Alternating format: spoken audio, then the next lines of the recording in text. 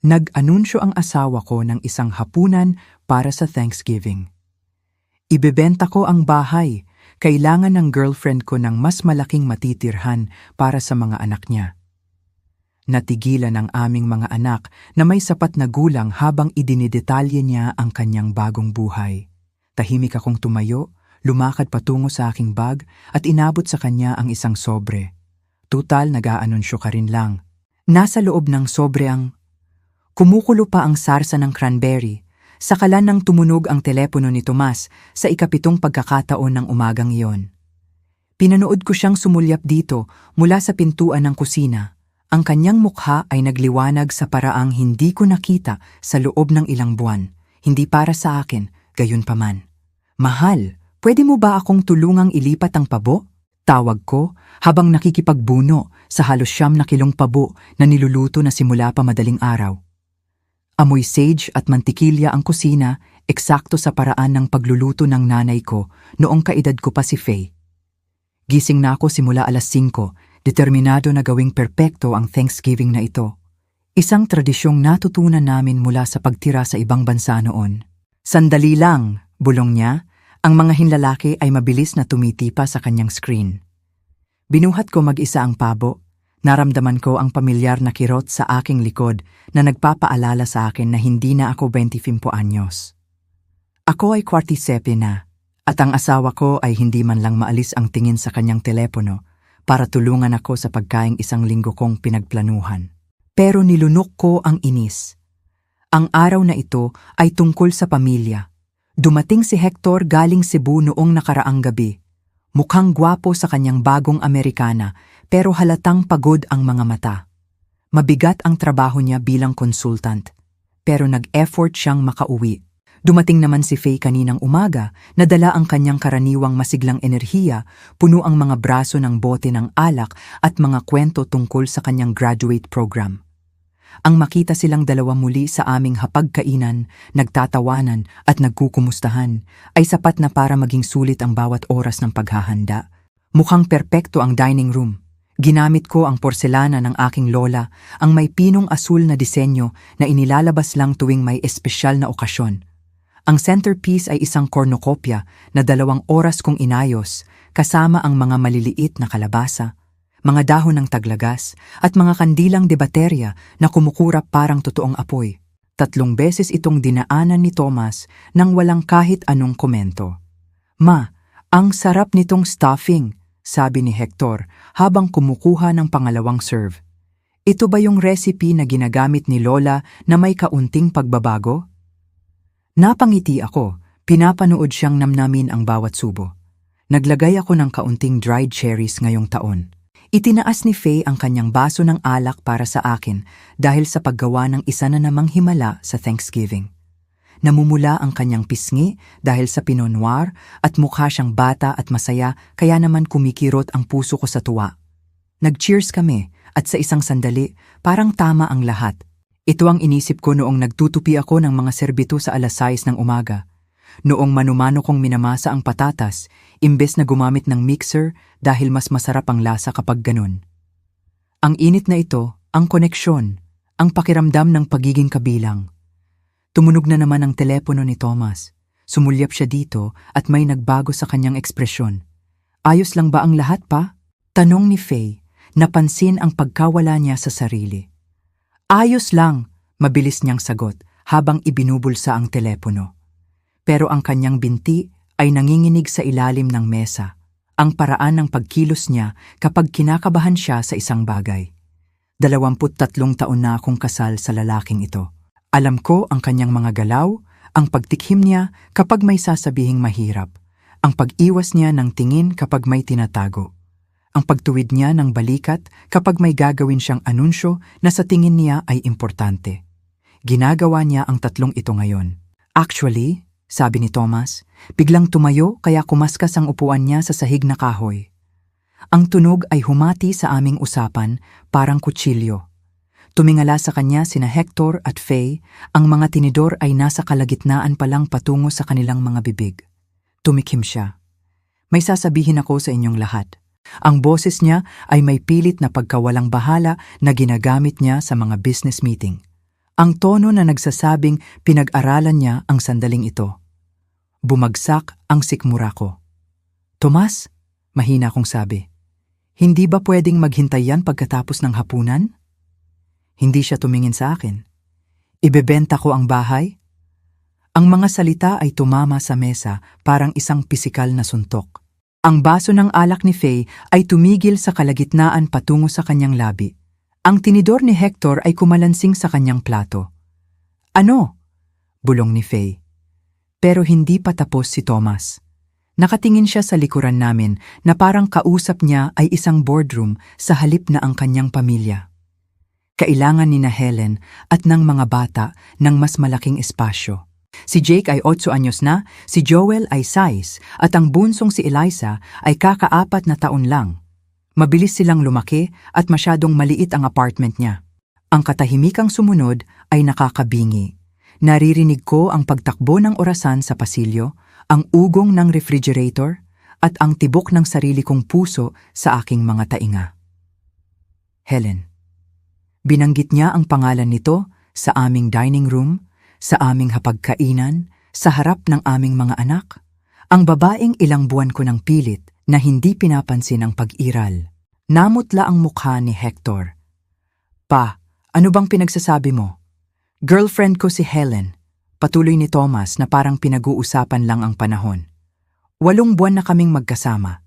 May 3 siyang anak mula sa nauna niyang kasal at kailangan nila ng katatagan. Isang totoong tahanan. Gumawa ng tunog si Faye na parang sinuntok siya, girlfriend. Nakaupo lang ako ng tuwid. Ang aking mga kamay ay nakapatong sa aking kandungan. Pinapanood ang pagguho ng mukha ng aking mga anak. Ganito niya piniling sabihin sa kanila. Hindi pribado, hindi dahan-dahan, at walang pakialam sa kanilang nararamdaman. Parang isang transaksyon sa negosyo. Mabilis mabebenta ang bahay sa merkado ngayon. Patuloy ni Tomas, walang kamalay-malay sa pagkawasak na idinudulot niya. Nakahanap si Helen ng magandang lugar sa Alabang na may malaking bakuran at malapit sa magagandang paaralan. 5 kwarto, 3 banyo. Magugustuhan ito ng mga bata. Paano naman kami? Ang boses ni Faye ay halos pabulong na lang. Paano si Mama? Sa wakas, tumingin sa akin si Tomas. Mayroong halos paghahamon sa kanyang ekspresyon na parang inaasahan niyang mag-iiskandalo ako, iiyak, sisigaw o magmamakaawa para bigyan siya ng dahilan na palabasin akong hysterical na asawa na hindi matanggap ang kanyang kaligayahan. Sa halip, dahan-dahan at kalmado akong tumayo at lumakad patungo sa aking bag sa counter ng kusina. Matatag ang aking mga kamay habang kinukuha ang sobrang 3 linggo ko ng daladala. Naghihintay ng tamang pagkakataon o baka naghihintay ng pinakamasamang pagkakataon na mukhang ngayon na nga.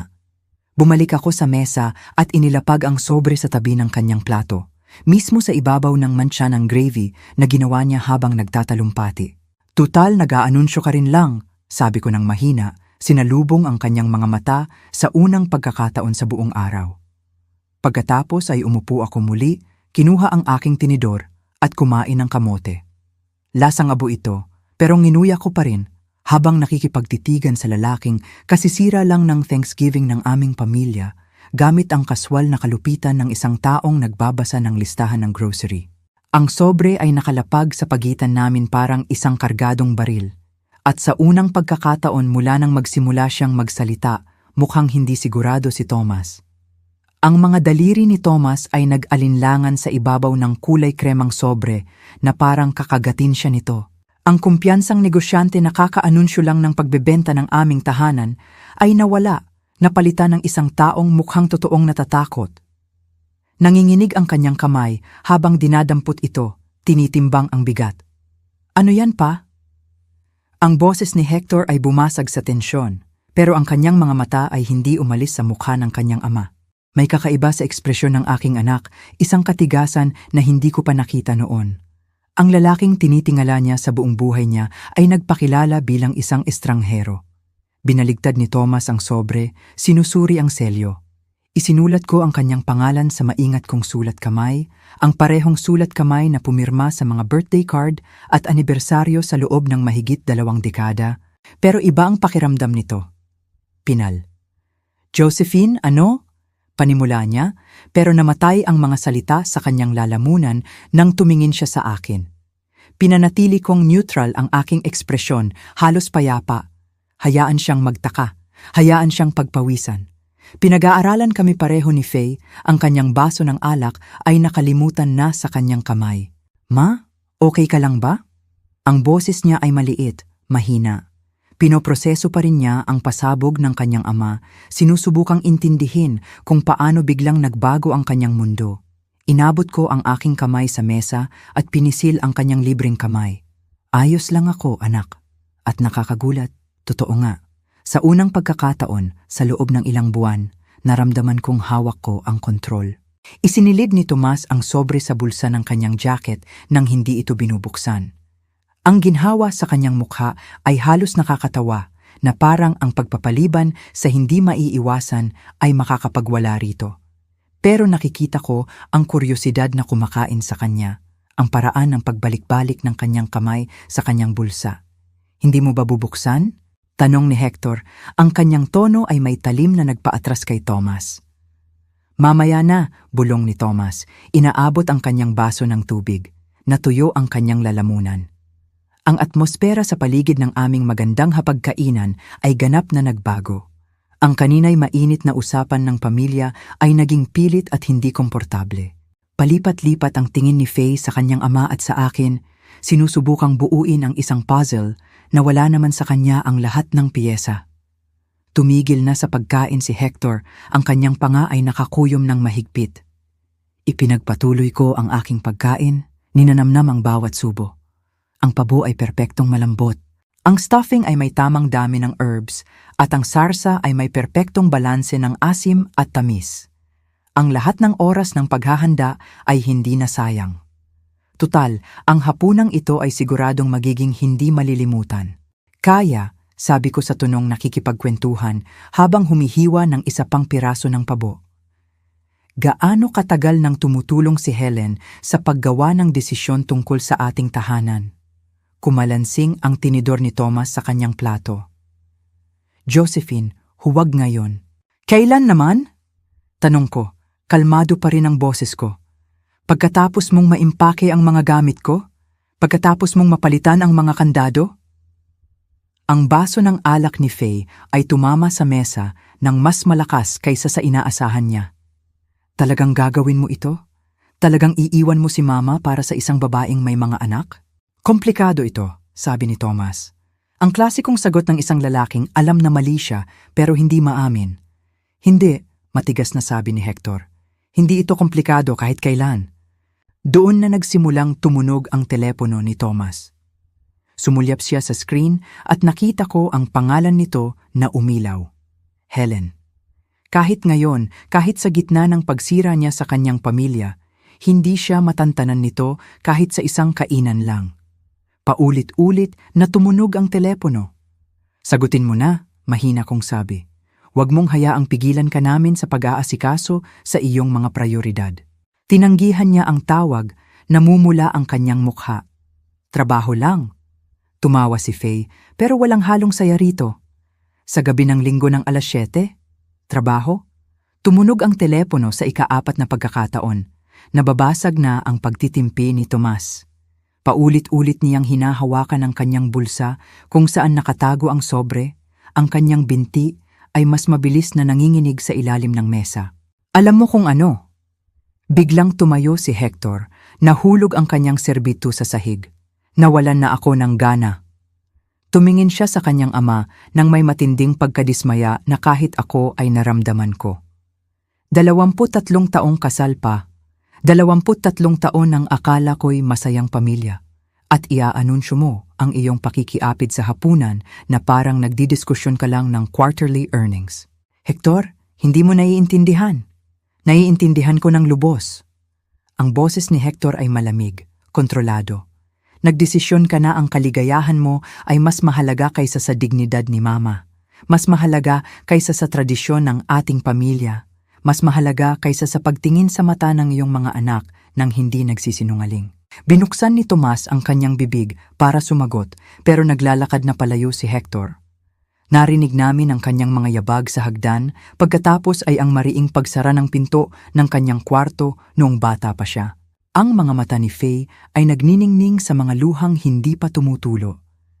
"Daddy," bulong niya, gamit ang pangalang hindi na niya itinawag dito sa loob ng maraming taon. "Paano mo nagawa sa amin ito?" Sa isang sandali, tuluyang nawala ang maskara ni Tomas. Nakita ko ang pagsisisi sa kanyang mukha.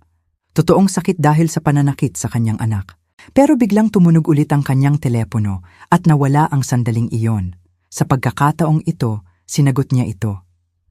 "Hindi ako makakapagsalita ngayon," sabi niya sa mahinang boses, tumatalikod sa mesa. Pero naririnig namin ni Faye ang boses ni Helen sa speaker, matinis at naguutos. Hindi namin maintindihan ang mga salita, pero malinaw ang tono. Hindi siya masaya na hindi siya pinapansin. "Sabi ko hindi ako makakapagsalita," ulit ni Tomas, pilit ang boses.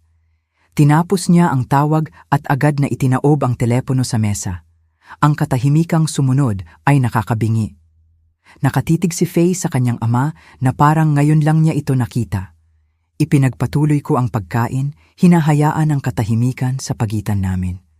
Minsan, mas marami pang sinasabi ang katahimikan kaysa sa mga salita. Sa wakas, nagsalita si Faye. "Kailangan kong magpahangin." Tumayo siya ng maingat, ang kanyang mga kilos ay sadya at kontrolado. "Ma, gusto mo bang tulungan kitang magligpit ng mesa?" "Ayos lang anak, sige na, magpahangin ka muna." Pagkaalis niya, kaming dalawa na lang ni Tomas ang nakaupo sa tapat ng isa't isa sa mesang pinagsaluhan namin ng hindi mabilang na pagkain, nagdiwang ng mga kaarawan, tumulong sa mga anak sa homework at nagplano ng aming kinabukasan. Ang sobre sa kanyang bulsa ay parang bombang malapit ng sumabog. "Josephine," sabi niya sa wakas, "kailangan nating mag-usap." Tumingin ako sa kanya, totoong tumingin sa kanya sa unang pagkakataon sa loob ng ilang buwan. Kailan pa siya naging ganitong klaseng estranghero? Kailan naging ang lalaking minahal ko ng sapat para bumuo ng buhay ay naging isang taong kayang wasakin ang kanyang pamilya habang nagde-dessert? "Hindi," simpleng sagot ko. Tumatayo at nagsimulang pagpatung-patungin ang mga plato. "Hindi na natin kailangan." Nang gabing iyon, maaga akong natulog at nilak ang pinto ng kwarto. Naririnig ko si Thomas na nagpapabalik-balik sa ibaba, siguro sinusubukang ipunin ang lakas ng loob para buksan ang sobre. Hayaan siyang maglakad, hayaan siyang magtaka. Mas mahimbing ang tulog ko kaysa sa nakalipas na mga buwan. Kinabukasan pagkatapos ng hapunan, nagising ako sa walang tao na bahay. Umalis si Thomas bago magbukang liwayway. Siguro para iwasan ang harapin ang sobre na patuloy na nagiinit sa bulsa ng kanyang jacket. Nagtimpla ako ng kape sa tahimik na kusina, pinapanood ang usok na umaangat mula sa aking tasa habang ang mga alaalang pilit kong kinalilimutan ay biglang lumutang. Nagsimula ito noong Marso, isang ordinaryong Martes, nang magsimulang magkawatak-watak ang lahat, kahit hindi ko pa alam noon. Umuwi si Thomas ng huli ng 3 oras, medyo gusot ang kwelyo, sinasabing tumagal ang meeting sa kliyente. Initinit ko ang hapunan niya sa microwave, kinumusta ang araw niya, nakinig sa kanyang mga pagod na sagot, ang perpektong asawang nagtitiwala, pero may kakaiba. Siguro dahil sa pag-iwas niya sa aking mga mata, o kung paano siya naligo agad imbes na humilata sa sopa gaya ng nakagawian. Maliliit na bagay, maliliit na lamat sa aming routine na pinalagpas ko dahil ang alternatibo ay masyadong nakakatakot isipin. Ang mga gabing pag-uwi ay naging pattern. "Malaking presentation bukas," sasabihin niya habang kinukuha ang kanyang laptop bag. "Huwag mo na akong hintayin." Nakahiga ako sa kama nakikinig sa kanyang sasakyan sa driveway. Tinitingnan ang orasan habang ang hating gabi ay nagiging 1:00, tapos 2:00. Kapag tinatanong ko ang tungkol sa mahabang oras, nagbubuntong hininga siya ng malalim. Pinaparamdam sa akin na mali ang questionin ang kanyang dedikasyon sa pagtataguyod sa pamilya.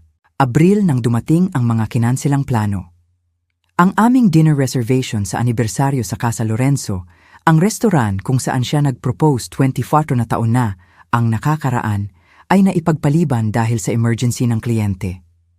Ang tiket sa teatro na ibinigay ni Faye para sa aking kaarawan ay hindi nagamit nang biglang kailangang lumipad ni Tomas pa Davao. Ang bawat pagkabigo ay may kasamang mabulaklak na paghingi ng tawad at pangakong babawi sa akin mamaya. Ang mamaya ay hindi dumating. Unang lumabas ang pangalang Helen Morrison sa mga kaswal na usapan. Sa tingin ni Helen sa accounting, dapat nating baguhin ang quarterly reports. Nag-suggest si Helen ng bagong software system. Isa lang katrabaho sa lumalaking kumpanya ni Thomas, isang taong pinahahalagahan niya ang opinyon sa trabaho. Tapos nagsimula ko siyang makita sa telepono niya.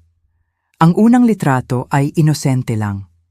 Isang group shot mula sa Christmas party ng opisina na hindi ko napuntahan dahil sa trangkaso. Si Helen ay blonde, maliit, nakatayo ng sapat na malapit kay Tomas para makuha ang atensyon ko. Siya ay may mukhang bata at walang kulubot na nagsasabing mas bata siya ng hindi bababa sa 10 taon sa aking 47. Pero ang pangalawang litrato ang nagpabagsak ng sikmura ko. Sina Thomas at Helen sa mukhang isang coffee shop. Ang tatlo niyang anak ay nakapalibot sa kanila. Tumatawa siya sa sinabi ni Thomas. Ang kamay niya ay nakapatong sa braso nito habang ang isang batang babae na may pigtails ay nakaupo sa kandungan ni Thomas na parang kabilang siya doon. Nakita ko ito nang hindi sinasadya habang nag-i-scroll sa telepono niya para tingnan ang panahon habang naka-charge ang akin. Ang litrato ay may petsang 2 linggo na ang nakaraan ng Sabado nang sabihin ni Thomas na naglalaro siya ng golf kasama ang kaibigan niyang si Marcus. Sino ang mga batang ito? Tanong ko ng gabing iyon, pinapakita sa kanya ang screen. Kalmado ang boses ko, mausisa, binibigyan siya ng pagkakataong magpaliwanag. Halos hindi sumulyap si Thomas sa telepono bago sumagot. Si Helen yan sa trabaho. Meron siyang magulong annulment. Kailangan ng kausap. Mga anak niya yan. Cute, di ba? Kawawa naman sila, nahihirapan sa paghihiwalay ng magulang. Ang paliwanag ay makinis, praktisado, binigkas na may tamang dami ng pag-aalala para sa katang-isip na paghihirap ni Helen. Pero napansin ko kung paano niya agad kinuha ang telepono, kung paano gumalaw ang hinlalaki niya para burahin ang litrato nang hindi nag-iisip. Tinutulungan mo siya sa annulment niya, dahan-dahan kong diin. May kailangang tumulong. Ang tono niya ay may halong pagmamatuwid na ibig sabihin ay tapos na ang usapan. Wala siyang masyadong kaibigan, Josephine. Minsan kailangan lang ng tao ng suporta sa mahihirap na panahon. Gusto ko siyang paniwalaan ng desperado, kaya nilunok ko ang masamang pakiramdam sa tiyan ko at pinili ang tiwala kaysa hinala. Tutal, ito si Thomas, ang aking Thomas, na nagdadala sa akin ng kape sa kama tuwing Linggo ng umaga. Pero ang mga tawag sa telepono ay nagsimulang maging mahirap baliwalain. Ang pangalan ni Helen na umiilaw sa screen niya habang naghahapunan, habang nagkakape sa umaga, kahit sa graduation ceremony ni Hector. Susulyap si Thomas dito, kakunot ang noo at hahayaang mapunta sa voicemail. Nahihirapan siya, paliwanag niya. Siguro kailangan ng payo tungkol sa custody battle. Ang custody battle na, sa huli ko nalaman, ay hindi naman pala totoo dahil 3 taon nang hiwalay si Helen. Isang gabi noong Hulyo, tumawag si Faye habang nasa taas si Thomas na kunwari ay nagtatrabaho. Nagkwekwentuhan kami tungkol sa summer internship niya nang mabanggit niyang nakita niya ang ama sa parke malapit sa apartment niya. Kasama niya ang isang babae at mga anak nito. Kaswal na sabi ni Faye. Naglalaro sa mga swing, mukhang isang pamilya talaga. Muntik na akong lumapit para bumati, pero parang, ewan ko, intimate sila. Parang makakaistorbo ako ng pribadong bagay. Nanlamig ang mga kamay ko. Anong itsura ng babae? Blonde?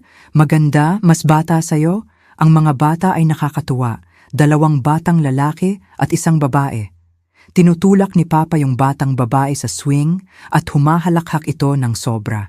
Actually, ang sweet tingnan. Tumigil si Faye sa pagsasalita. Pero ano? Anak? Nakakaibang makita si Papa kasama ang mga anak ng ibang tao. Parang natural lang sa kanya, parang ilang daang beses na niyang ginawa. At ang paraan ng pagtingin ng babae sa kanya, tumigil si Faye. Ma, okay lang ba kayo ni Papa? Nagsinungaling ako ng maayos para protektahan ang aking anak at ang aking sarili. Ayos lang ang lahat, anak. Siguro nakasalubong lang ng papa mo ang katrabaho niya at mga anak nito. Alam mo naman siya sa mga bata. Pero pagkababa ko ng telepono, naupo ako sa madilim na sala ng ilang oras. Ang mga piraso ng puzzle na pilit kong tinatanggihang makita ay sa wakas ay nabubuo na. Ang mga gabing pag-uwi, ang mga kanseladong plano, ang walang tigil na tawag, ang mga litrato, at ngayon ito. Ang asawa ko ay naglalaro ng pamilya kasama ang mga anak ng ibang babae habang ako ay nakaupo sa bahay, nag-iisip kung saan nagkamali ang aming pagsasama. Doon ako tumigil sa paglaban para sa atensyon niya at nagsimulang mag-imbestiga. Nakinig ako kapag nagsasalita siya, pinapansin ang maliliit na hindi pagtutugma sa kanyang mga kwento. Pinanood ko ang mukha niya kapag tumutunog ang telepono. Nagsimula akong idokumento ang mga pagbabago sa aming pananalapi, ang mga hindi maipaliwanag na withdrawals, ang mga singil sa credit card mula sa mga restoran na hindi ko pa napupuntahan, ang mga misteryosong pagbili ng cash na walang paliwanag. Ang salitang downsizing o paglipat sa maliit na bahay ay unang lumabas noong Setyembre. Casual itong binanggit ni Thomas sa almusal, parang panahon lang ang pinag-uusapan. Mainit ang bentahan ng bahay ngayon, sabi niya, hindi tumitingin mula sa tablet. Baka matalinong isipin ang pag-downsize habang mataas pa ang halaga ng lugar na ito. Alam ko na noon, sa paraan ng pag-iwas niya ng tingin, ang maingat na kaswal na tono, ang tiyempo ng lahat. Hindi siya nagpaplanong mag-downsize kasama ako. Nagpaplano siyang magsimula ng bago kasama ang iba. Pero nagkamali si Tomas ng isang malaking bagay sa kanyang maingat na panloloko. Akala niya mananatili akong pasibo at nagtitiwalang asawa na lulunukin ang bawat kasinungalingan. Akala niya uupo lang ako habang binabaklas niya ang buhay namin piraso-piraso. Wala siyang ideya na nakipagkita na ako kay Attorney Cesar Ramos, ang pinakamagaling na abogado sa divorce at annulment sa probinsya. Amoy katad at mamahaling pabango ang opisina ni Attorney Ramos. Nakaupo ako sa tapat ng kanyang mahogany desk, nakalikom ang mga kamay, pinapanood siyang suriin ang folder na dala ko. Bank statements, credit card bills, mga litratong na-print mula sa social media. Ebidensya ng isang buhay na namumuhay ng kahanay sa akin. Mrs. Davidson, Mrs., sabi ni Attorney, ang kanyang pilak na buhok ay tinatamaan ng liwanag ng hapon. Kailangan kong itanong, sigurado ka bang gusto mong ituloy ito sa ganitong paraan? Tumango ako, matatag ang boses. Kailangan kong protektahan ang sarili ko at ang mga anak ko. Akala ng asawa ko ay tanga ako. Mas gusto kong manatiling ganun ang akala niya hanggang sa handa na ako. Ang hindi ko sinabi kay Attorney ay kung paano ko natuklasan ang social media ni Helen. Si Faye, ironically, ang nagbanggit na nakakita ng mga post mula sa isang tao sa kumpanya ng ama niya. Yung katrabaho ni Papa laging nagpo-post ng mga cute na family photos, sabi niya noon. Ang pangalang Helen Morrison ay tumatak sa isip ko hanggang sa nagwagi ang kuryosidad. Isang gabi, habang nagtatrabaho kunwari si Thomas, hinanap ko siya online. Ang nakita ko ay nagpalamig sa kape sa aking mga kamay. Hindi lang nagpo-post ng family photos si Helen. Gumagawa siya ng kwento, mga litrato ng kanyang mga anak sa mga parke na kilala ko, mga restaurant na binanggit ni Thomas na pinuntahan para sa trabaho. Kahit ang ice cream parlor kung saan dinala niya sina Hector at Faye nung maliliit pa sila. Pero ang mga caption ang totoong masakit. Sunday adventures with my favorite people, sulat niya sa ilalim ng litrato ng kanyang anak na babae sa parehong swing set kung saan tinulak ni Thomas si Faye, 20 taon na ang nakaraan. Ang batang babae ay tumatawa habang ang mga kamay ng isang lalaki, mga kamay na kilalang kilala ko, ay inaalalayan siya mula sa likod. Isa pang post ay nagpapakita ng kanyang mga anak na lalaki na gumagawa ng sandcastle sa beach. Teaching them that new beginnings can be beautiful, ang caption, na pinost nung parehong weekend na sinabi ni Thomas na nasa mandatory work retreat siya. Sa background, halos hindi makita pero siguradong nandoon ay ang natatanging asul na polo shirt ni Thomas.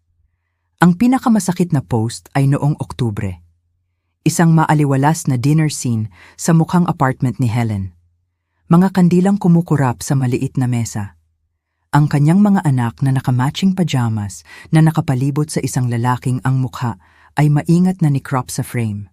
Ang caption ay nagbabasa, "Grateful for the man who shows my babies what real love looks like. Some people come into your life and make you realize what you've been missing." 37 likes, 12 comments mula sa mga kaibigan at pamilya na nagdiriwang sa kanyang kaligayahan. Nakaupo ako nakatitig sa laptop screen hanggang sa humapdi ang mga mata ko. Nagtataka kung ilan sa mga taong ito ang nakakaalam na ang someone special niya ay may asawa. Pero ang pinansyal na ebidensya ang totoong nagbunyag ng lawak ng panloloko ni Tomas. Habang ang aming mga credit card ay maxed out na at ang mga bills ay natatambak, may mga misteryosong singil na lumalabas sa mga statement na hindi ko nakita noon. Isang joint account na natuklasan ko nang hindi sinasadya nang may dumating na sulat sa address namin para kay Mr. and Mrs. T. Davidson. Kaso ang Mrs. ay hindi ako. Binuksan ko ang sobrang yon na nanginginig ang mga kamay. Nakita ang mga statement para sa credit card na hindi ko pinirmahan sa pangalan ni na Thomas at Helen Morrison. Ang mga gastos ay nagpinta ng larawan ng domestic bliss. Grocery stores, toy stores, bilihan ng damit ng bata, 35,000 kurs sa isang lugar na tinatawag na Little Dreamers Furniture, siguro bunk beds para sa mga anak niyang lalaki. 25,000 sa Princess Palace Boutique, walang duda para sa anak niyang babae. Samantala, ang aming bayad sa bahay ay huli na ng 2 beses at kinailangan kong gamitin ang sarili kong ipon para bayaran ang kuryente nang sabihin ni Tomas na na-delay ang sahod niya. Ang pinakamasakit na natuklasan ay nang makita ko ang mga resibo sa bulsa ng jacket ni Tomas. Hindi kahinahinala sa sarili nila, mga pang-araw-araw na bilihin lang sa grocery at botika. Pero ang mga item ay nagsasabi ng kwentong dumurog sa puso ko. Gamot pambata, band-aid na may disenyo ng prinsesa at superheroes, bedtime storybooks, at resibo para sa birthday cake na may nakasulat na Happy 4th Birthday Elisa sa pink na icing. Namumuhay siya ng kumpletong buhay tatay sa mga anak ni Helen, habang ang sarili niyang mga anak ay nagtataka kung bakit napakalayo ng loob niya. Sinimulan kong idokumento ang lahat. Screenshots ng social media posts, kopya ng financial statements, litrato ng mga resibo. Hindi dahil gusto ko siyang saktan, kundi dahil binalaan ako ni Attorney Ramos na ang mga lalaking tulad ni Thomas, matagumpay, gwapo, konektado, ay madalas na sinusubukang baguhin ang kasaysayan sa korte. Sasabihin niyang ang pera ay para sa lehitimong gastos sa negosyo, paliwanag ni attorney. Sasabihin niyang ang social media posts ay hindi naintindihan na nakikipagkaibigan lang siya sa katrabaho. Magaling sila sa pagkontrol ng kwento. Itinago ko ang lahat sa safety deposit box sa bangko sa kabilang bayan kung saan hindi maiisip ni Tomas na tumingin. Bawat Biyernes, nagdedeposito ako, nagdadagdag ng ebidensya. Parang naghahanda para sa digmaan. Ang sukdulan ay dumating noong anibersaryo namin, Oktubre 15. Isang petsa na dati nangangahulugan ng romantikong hapunan at mga regalo. Nagpa-reserve ako sa Casa Lorenzo 6 na linggo bago ang petsa. Kinumpirma ko pa ng 2 beses. Alas 5, sinusuot ko ang itim na bestida na sabi ni Thomas noon ay nagpapaganda sa akin. Alas 5:30, tinitingnan ko ang makeup ko sa huling pagkakataon. Alas 6, nakatayo ako sa may pintuan suot ang takong at may hawak na susi ng kotse.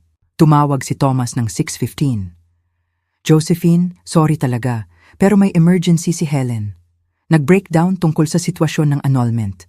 Hindi ko siya maiwan kasama ang mga bata sa ganitong lagay. Pwede bang i-reschedule? Baka sa weekend." Nakatayo ako sa aming entryway, nakatingin sa sarili sa salamin, bihis na walang pupuntahan, kasal sa isang lalaking nasa ibang lugar, nagpapakabayani sa krisis ng ibang babae. Ang babaeng itinanggi niya ang pag-iral na ang mga anak ay mas importante na ngayon kaysa sa asawa niya ng 23 taon.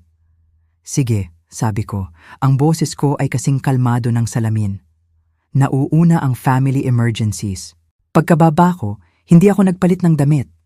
Sa halip, nagmaneho ako papuntang Casa Lorenzo ng mag-isa, umupo sa mesa namin para sa 2 at in-enjoy ang pinakamamahaling bote ng alak sa menu. Mababait ang mga waiter, nagpapanggap na hindi napapansin na ang babaeng nagdiriwang ng anibersaryo ay mag-isang kumakain. Nang gabing iyon, Habang siguro ay pinapatahan ni Thomas si Helen, tinawagan ko si Attorney Ramos mula sa kotse ko. Oras na, simple kong sabi. Kinabukasan, habang tulog pa si Thomas, nakipagkita ako kay attorney at sa team niya. 4 na oras kaming nagplano ng estratehiya na magpoprotekta sa akin habang pinananatiling walang kamalay-malay si Thomas. Ang elemento ng sorpresa ang pinakamalaki mong kalamangan, sabi ni attorney. Ang linggo pagkatapos ng Thanksgiving ay gumapang ng mabagal. Gumagalaw si Thomas sa bahay parang multo. Ang hindi pa nabubuksang sobre ay parang sumusunog sa anumang bulsa na pinagsiksikan niya nito. Noong Huwebes ng umaga, eksaktong 1 linggo matapos niyang sirain ang Thanksgiving ng pamilya, nagluluto ako ng pancakes nang marinig ko ang mga yabag sa hagdan. Mabibigat na hakbang. Lumitaw si Tomas sa pintuan ng kusina. Ang kulay kremang sobre ay hawak ng kanyang nanginginig na mga kamay. Gulo-gulo ang buhok niya, namumula ang mga mata. Diyos ko, Josephine, sabi niya, garalgal ang boses. Ano to? Binaligtad ko ang pancake nang hindi lumilingon. Buksan mo para malaman mo. Ang tunog ng napupunit na papel ay pumuno sa kusina. Narinig ko ang pagbuklat niya ng mga dokumento sa loob. Ang kaluskos ng opisyal na papel na magpapabago ng lahat. Sumunod ang katahimikan. Mahaba, terible, ganap na katahimikan. Nang sa wakas ay nagsalita siya, ang boses niya ay halos pabulong. Inilipat mo ang titulo. Dahan-dahan akong humarap. Sinalubong ang mga mata niya sa unang pagkakataon sa loob ng ilang araw. Ang mukha niya ay namumuti na at ang mga kamay ay nanginginig ng sobra kaya kumakaluskos ang mga papel. 3 buwan na ang nakakaraan, sabi ko na parang nagkukwentuhan lang. Nakakamangha kung gaano karaming papeles ang hindi nababasa kapag abala ka sa paglalaro ng bahay-bahayan kasama ang pamilya ng iba. Sinadya mo to. Ang mga salita ay lumabas na parang sitsit, puno ng galit at hindi makapaniwala. Plinano mo ang lahat ng ito. Uminom ako ng kape. Pinrotektahan ko ang sarili ko. May pagkakaiba yon.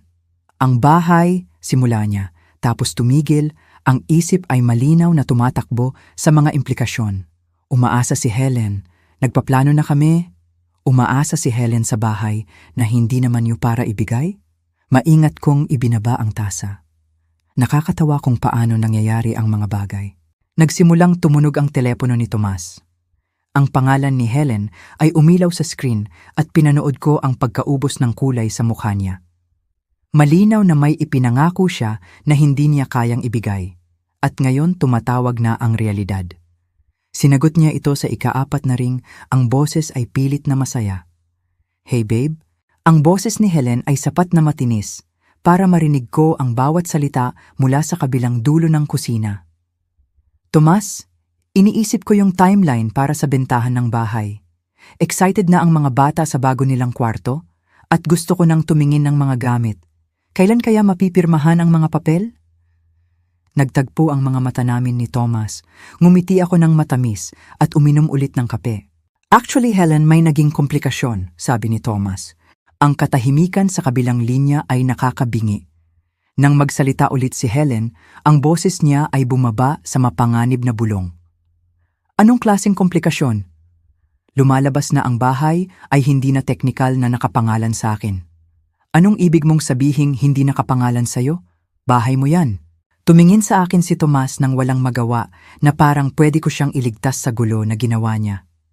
Tumalikod ako para asikasuhin ang pancakes, humuhuni ng mahina. Inilipat ni Josephine ang titulo, sabi niya sa wakas. Nang hindi sinasabi sa akin, nalaman ko lang ngayon. Ang pagsabog na sumunod ay espektakular. Ang boses ni Helen ay umabot sa tunong siguro ay nakabasag ng salamin sa kapitbahayan. Mga salitang tulad ng trinaydor, minanipula at sinungaling na ahas ay pumuno sa kusina. So, linawin natin, sabi ni Helen nang bumaba na ang boses niya. Nangako ka sa akin at sa mga anak ko ng tahanan na hindi naman pala iyo? Pinaasa mo kaming may kinabukasan tayo gayong isa ka lang palang manlolokong asawa na walang totoong plano? Helen, parang awa mo na. Huwag mo akong ma-Helen-Helen dyan. Sinayang ko ang 8 buwan ng buhay ko sa lalaking hindi man lang makapagbigay ng bubong sa ulo namin. Ang mga anak ko ay nagpaplano na ng bago nilang buhay at nagsisinungaling ka lang pala sa aming lahat. Namatay ang linya. Nakatitig si Thomas sa telepono niya, parang kinagat siya nito, tapos dahan-dahang tumingin sa akin. Binabaan niya ako. Nakakagulat, tuyo kong sabi. Sino ang mag-aakala na ang babaeng naghahanap ng pinansyal na seguridad ay mawawala ng interes kapag nawala ang pera? Tumunog ang telepono niya ng text message, tapos isa pa at isa pa. Hindi ko makita ang screen, pero ang mukha ni Thomas ay nagsabi sa akin ng lahat tungkol sa huling mensahe ni Helen. 23 taon, bigla niyang sabi, basag ang boses. 23 taong kasal, at sinira mo ang lahat ng ito gamit ang papeles. Humarap ako sa kanya ng buo, at sa unang pagkakataon mula nang magsimula ang gulong ito, hinayaan kong lumabas ang galit ko. Ako ang sumira? Sinira ko ang kasal natin? Ibinagsak ko ang sandok ng may sapat na lakas para mapaatras siya. Tumayo ka sa aming dining room sa harap ng ating mga anak at inanunsyo ang plano mong ibenta ang aming tahanan para sa kaginhawaan ng girlfriend mo. Pero sa paanong paraan, ako pa ang sumira ng kasal natin. Sinubukan ni Thomas na tawagan sina Hector at Faye ng hapong iyon. Pinanood ko siyang maglakad-lakad sa sala, nag-iiwan ng voicemail na hindi sinasagot. Nang sa wakas ay sumagot si Hector, ang usapan nila ay tumagal ng eksaktong 30 segundo. Kumakampi kami kay Mama, dinig na dinig ang boses ni Hector sa speaker. Gumawa ka ng desisyon mo noong hapunan, ginawa na namin ang amin. Ang sagot ni Faye ay mas maikli nang matawagan siya ni Thomas ng gabing iyon. Huwag mo akong tawagan ulit hanggat hindi ka handang humingi ng tawad kay Mama. At yung totoong tawad, hindi yung pekeng corporate na pananalita na ginagamit mo. Pagsapit ng Sabado, nagho-host na ako ng brunch para sa aking book club sa kusinang balak sanang ibigay ni Tomas kay Helen. 8 babae ang nagtipon sa paligid ng island kung saan naghanda ako ng sariwang prutas at mamahaling kape. Josephine, parang ang relax mo ngayon, komento ng kaibigan kong si Margaret. Praktikal na nagniningning ka. Tumingin ako sa paligid sa mga babaeng naging kaibigan ko sa loob ng maraming taon, nakaupo sa tahanang pinrotektahan ko. Pakiramdam ko tumigil na ako sa pagpigil ng hininga ko, sabi ko. Ang divorce papers ay dumating noong Pebrero. Pinirmahan ko ang mga ito ng may matatag na kamay. Si Tomas ang unang nag-file, ang huling pagtatangka niyang kontrolin ng kwento. Umalis si Tomas noong Enero, dala lang ang mga damit niya, at iniwan ang 23 taon ng mga alaala. Umupa siya ng maliit na apartment, hindi ang malawak na bahay na ipinangako kay Helen. Nabalitaan ko kay Faye na binigyan siya ni Helen ng ultimatum. Patunayan niyang kaya niyang ibigay ang katatagan na kailangan nito o mawawala siya ng tuluyan. Pinili niyang ipaglaban si Helen. Ang tagsibol ay nagdala ng hindi inaasahang pangyayari. Tumawag si Faye isang maaraw na umaga ng Abril. Ma, hindi ka maniniwala dito, sabi niya.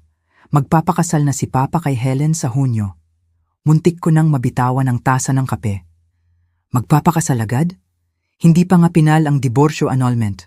Pero mukhang pinatawad siya ni Helen matapos niyang mangako na susubukan nilang magkaanak.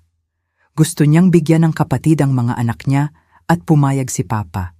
Sa edad na 51, nagpaplano si Tomas na magsimula muli, burahin ang una niyang pamilya at bumuo ng bago kasama ang babaeng 20 taon na mas bata. Ang lakas ng loob. Pero may bumabagabag sa akin. Si Helen ay 32, bata pa para magkaanak. Pero bakit siya nakafocus na magbuntis agad? Parang desperado ang pagmamadali, na parang sinusubukan niyang itali si Tomas bago ito magbago ng isip ulit. Ang sagot ay dumating noong Mayo sa pamamagitan ng usapang hindi ko dapat narinig. Nasa grocery ako nang makita ko si Helen sa pharmacy section, may kausap sa telepono sa mahina at galit na tono. Nagtago ako sa likod ng estante ng vitamins. Kailangan ng kasunduan sa custody, sabi niya. Kung gusto kong ilipat ang mga bata ng tirahan, kailangan ng tatay nila ng patunay na kaya ng bago kong asawa na magtaguyod ng karagdagang anak. Isang lumang batas tungkol sa family planning at financial stability. Nagsimulang kumabog ang dibdib ko. Isang fertility test.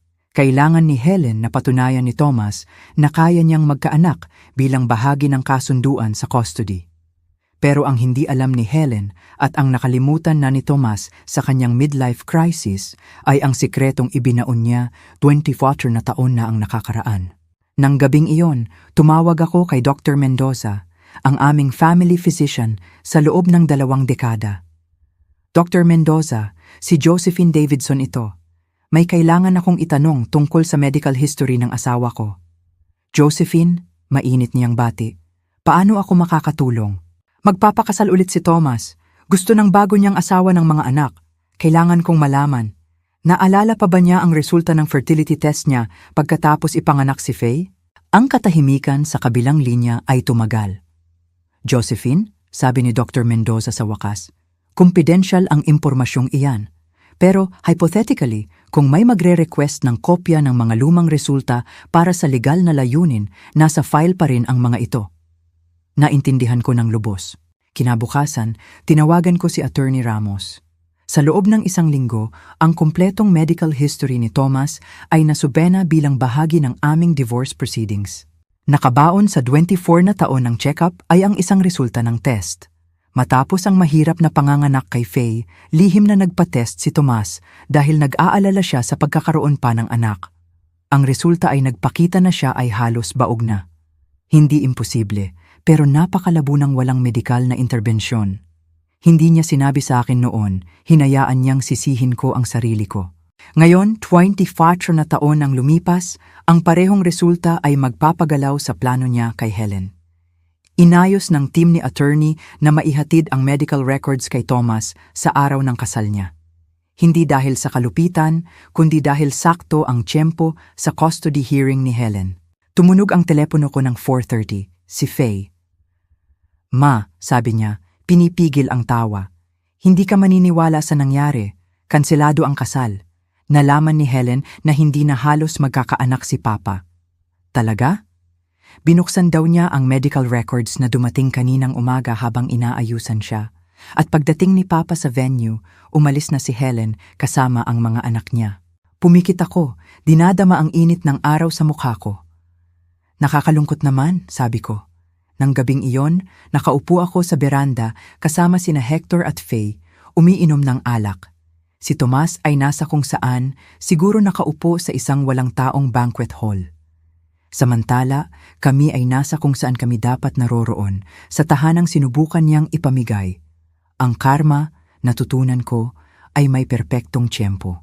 Ang mga dahon ng taglagas ay nagsisimula ng magbago ng kulay nang matanggap ko ang imbitasyon. Engagement party ni Hector. Ang engagement party ay dumating na may perpektong panahon. Dumating si Tomas sa kalagitnaan ng cocktail hour, mukhang hindi sigurado habang nakatayo sa pintuan. Pumayat siya at marami ng uban. Nang makita siya ni Hector, pinanood ko ang mukha ng anak ko. Hindi pagpapatawad, pero mas malambot kaysa sa galit. Nilapitan ni Hector ang ama niya kasama ang fiancé niyang si Sarah. Sumunod si Faye. Magalang sila, pero hindi mainit. Kailangang paghirapan ni Thomas ang pagbabalik sa buhay nila.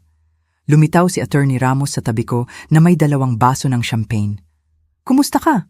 Tinanggap ko ang baso. Higit pa sa maayos, sa totoo lang. Nakatingin ako sa party, nakikita sina Hector at Sarah, habang si Faye ay kumukuha ng litrato at si Tomas ay nakatayo ng medyo malayo. Ito ang bago kong buhay. Hindi perpekto, pero tapat. Natutunan ko na minsan ang pinakamagandang paghihiganti ay hindi paninira, kundi pagbuo ng mas maganda mula sa mga pirasong iniwan nila. Ang babaeng nakaupo sa Thanksgiving table na iyon, 11 buwan na ang nakakaraan, ay takot na mawala ang lahat. Ang babaeng nakatayo sa terasang ito ay natuklasan na minsan ang pagkawala ng lahat ay paraan lang para masabing malaya ka nang pumili ng susunod. At ang susunod ay puno ng posibilidad, maliwanag na pangako at ganap na akin. Kung ang kwentong ito ng matamis na paghihiganti ay nagpa-excite sa inyo, pindutin na ang like button ngayon. Ang paborito kong parte ay nang kalmadong inabot ni Josephine kay Thomas ang misteryosong sobre sa Thanksgiving dinner. Alam na alam kung anong pasabog ang nasa loob. Ano ang paborito mong sandali? Ilagay sa comments sa ibaba. Huwag palampasin ang iba pang nakakakilig na kwentong tulad nito. Mag-subscribe at pindutin ang notification bell para hindi ka mahuli sa mga upload.